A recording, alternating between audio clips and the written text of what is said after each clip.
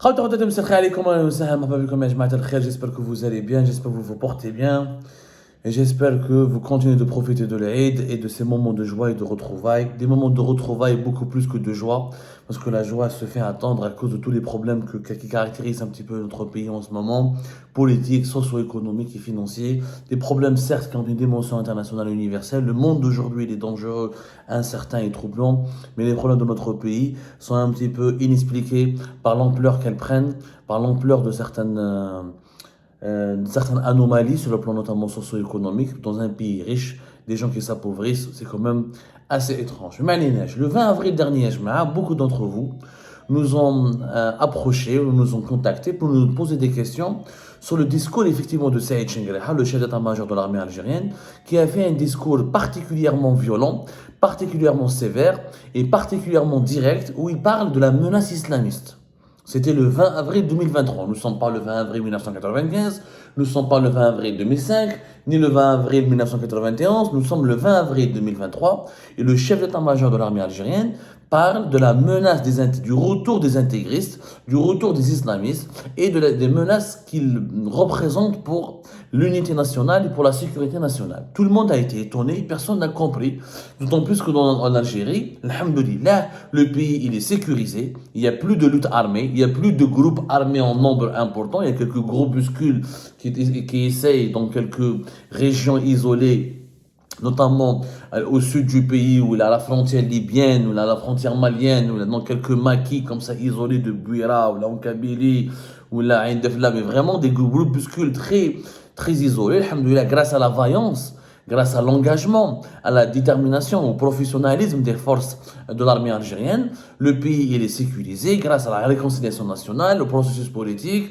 grâce à la lutte culturelle, spirituelle contre toutes les formes d'extrémisme religieux en Algérie, grâce à l'islam populaire, des Zawaya, du soufisme algérien, à notre patrimoine religieux ancestral. L'islamisme politique, en tout cas l'islamisme radical et djihadiste, a reculé, pour ne pas dire il n'existe pratiquement plus que dans des proportions très limitées en Algérie. Pourquoi Saïd Chengreha en parle maintenant? Oui, j'écoute Saïd Chengreha, oui, je parle. Alors, ce discours a été prononcé en plus dans un lieu symbolique, le commandement des forces de la défense aérienne du territoire. C'est quand même l'un des commandements les plus importants de l'armée algérienne. Wesh قال fait Saïd Chengreha lors de cette visite à l'époque, le 20 avril, au siège du commandement des forces de défense aérienne du territoire. Une fois encore, face à de sinistres tentatives visant la sécurité et la stabilité de la nation. Il parle que l'Algérie fait, encore une fois, face à de sinistres tentatives visant la sécurité et la stabilité de la nation. En plus, ces 20 tentatives se sont manifestées dernièrement par le retour des activités de certains intégristes, connus pour leurs discours religieux extrémistes, qui rappellent les années 90 du dernier siècle. Ces 20 tentatives se sont manifestées dernièrement par le retour des activités de certains intégristes, connus pour leurs discours religieux extrémistes, qui rappellent les années 90 du dernier siècle.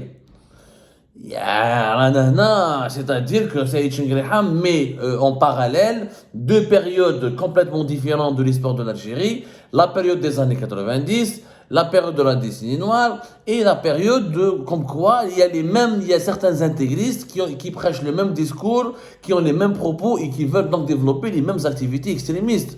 Je ne sais pas sur quoi se bat Saïd Chengreha, mais c'est quand même effrayant. Saïd Chengreha n'est pas quand même n'importe qui. C'est le chef d'état-major de l'armée, c'est le patron de l'institution militaire.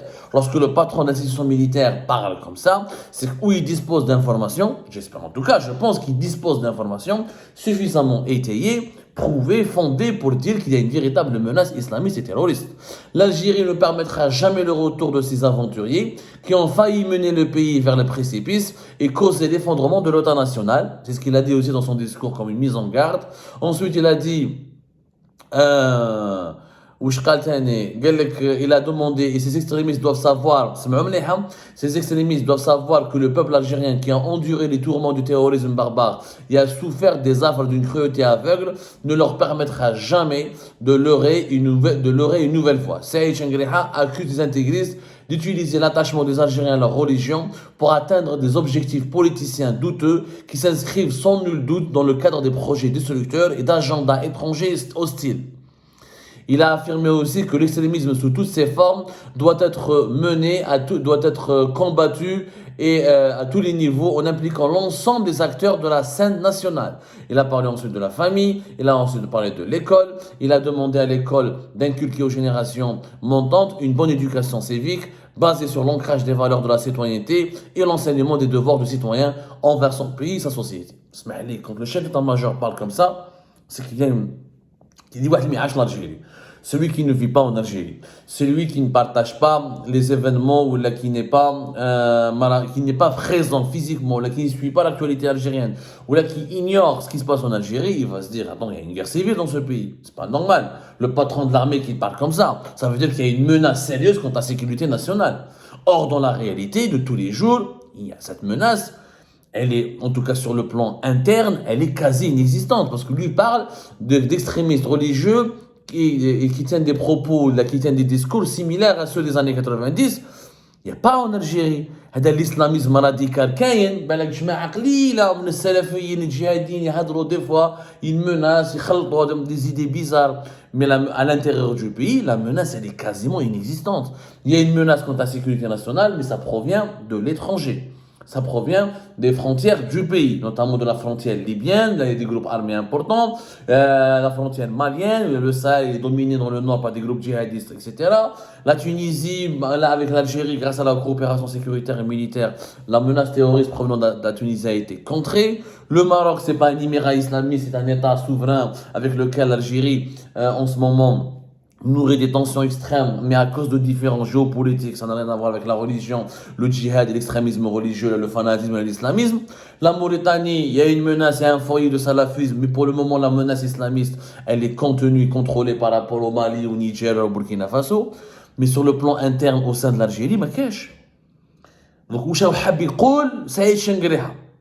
Pourquoi une telle sortie qui ne cesse d'ailleurs de défrayer la chronique depuis le 20 avril 2023 et qui ne cesse d'alimenter les spéculations et toutes les analystes se posent la question pourquoi un 20 avril 2023 Saïd Chengriha parle de la menace islamiste extrémiste. Il dit que l'armée sera là, ne permettra jamais leur retour, elle va les combattre, il faut les combattre. Il implique la famille, il implique le peuple algérien, il implique l'école. Sachant que l'école ne relève pas des prérogatives de l'armée. L'école, il y a le ministère de l'Éducation nationale, il y a le Premier ministre, il y a le ministre, il y a le président de la République. En réalité, il faut lire ce discours entre les lignes. Je rassure nos compatriotes, il n'y a pas de menace terroriste très élevée sur le territoire national. Il y a des menaces contre la sécurité nationale, encore une fois, qui proviennent des frontières du pays, notamment de la Libye et du Mali. Et ça, on le sait, on le subit. Et l'Algérie, alhamdoulilah, contrôle et arrive à se protéger magnifiquement bien. Et ce, depuis le milieu des années, depuis le début de 2012-2013, à savoir la crise malienne et la crise libyenne. Je ne fais un bon bien. Ce discours entre les lignes, ça veut dire quoi? Ça veut dire que Saïd Chengriha, en fait, il est en train d'envoyer des messages politiques. En rappelant la période de la décennie noire, il rappelle une période où c'est l'armée qui a dirigé la transition politique, c'est l'armée qui a dominé le champ politique, c'est l'armée qui a ramené Zerouel, c'est l'armée qui a ramené Boudiaf, et c'est l'armée, encore une fois, qui a permis à Bouteflika de devenir président. Il est en train de parler d'une séquence historique, il met le parallèle entre cette séquence historique avec la séquence actuelle pour dire qu'à une année des élections présidentielles, ce discours a été tenu encore une fois à un certain 20 avril 2023, à une année et quelques des élections présidentielles de 2024, il veut affirmer la posture dominatrice, hyper puissante de l'armée, la posture durant laquelle l'armée, c'est elle qui décide du champ politique algérien, c'est elle qui domine le champ politique et c'est elle qui dicte son agenda. Et c'est elle qui dicte ses lois. Là, Saïd Chengriha est en train de rappeler la prééminence de l'armée sur l'ensemble des institutions politiques du pays. C'est nous qui avons lutté contre le terrorisme, c'est nous qui avons neutralisé le terrorisme, c'est nous qui avons protégé, conservé la sécurité nationale, et c'est nous qui sont les garants de la sécurité et de l'unité nationale, et nous continuerons de le rester et de le être, et nous jouerons ce rôle. L'école, la société et la famille doivent nous écouter, doivent faire ce qu'on leur demande, et doivent appliquer nos consignes pour que le pays reste stable et sécurisé. C'est aussi simple que ça. C'est un message purement politique. C'est que c'est l'armée qui va décider ce qui va se passer en 2024. C'est l'armée qui reste la colonne vertébrale du régime. C'est l'armée qui monopolise le pouvoir. C'est elle l'illustration du pouvoir. C'est elle le cœur battant du pouvoir. Et aucun autre centre de décision ne peut s'imposer en Algérie. Naturellement, là, on comprend qu'il fait tout simplement référence et allusion à la présidence de la République, à Abdelmadjid Tebboune, qui a une année des élections présidentielles. On le sait tous, c'est un secret de Polichinelle. Son entourage le pousse à briguer un deuxième mandat. Un deuxième mandat qui ne pourra pas passer, encore une fois, sans l'accord du véritable pouvoir. Et Saïd Chengriha le dit absolument dans ce discours du 20 avril, le véritable pouvoir, c'est l'armée. C'est l'armée qui doit dire à l'école comment on doit enseigner, comment on doit former les générations futures. C'est l'armée qui protège le pays contre la menace islamiste, comme on l'a fait durant les années 90. Et si l'armée ne décide pas, ou si l'armée tremble, ben le pays risque de renouer, malheureusement, avec l'insécurité, avec les mauvais souvenirs et les mauvais démons de la décennie noire. Ce discours sur l'extrémisme, la menace terroriste et la menace religieuse en 2023 n'a pas aucun sens chronologiquement parlant, il n'a pas de sens en soi. C'est un message codé qu'il envoie à l'ensemble de tous les dirigeants politiques du pays. Sans l'armée, il y aura un retour des intégristes. C'est l'armée qui empêche le retour des intégristes. En fait, le retour des intégristes est une métaphore qui illustre le retour de l'instabilité, le retour de la guerre civile, le retour de l'insécurité, le retour de la peur et de l'angoisse et des horreurs. Et seule l'armée peut empêcher cela. Et seule l'armée est la garante de la paix et de la pérennité de l'Algérie. Donc c'est l'armée qui décide. C'est avec elle qu'il faut décider, c'est elle qui décide d'abord, et c'est elle qui va dire qui sera président en 2024, et comment ça va se passer en 2024, et qui restera pour un deuxième mandat, et qui ne le restera pas. Le message, il est très clair de Saïd Chengriha, et c'est dans ce contexte-là qu'il faut le lire, et qu'il faut le décrypter. Et il ne faut pas s'en inquiéter, il n'y a pas de menace, encore une fois, terroriste. Ça ne veut pas dire que lorsqu'il n'y a pas de menace terroriste, l'Algérie ne risque pas l'instabilité ou l'insécurité, parce que malheureusement, des crises politiques où je viens dans plusieurs pays, le Soudan, à côté de des militaires qui s'entretuent entre eux depuis plusieurs jours, des fois, un pays peut sombrer dans l'insécurité et dans les violences civiles, sans nécessairement être victime d'une propagande radicale islamiste ou djihadiste. C'est comme ça, à tout à l'heure pour d'autres éclairages et d'autres révélations.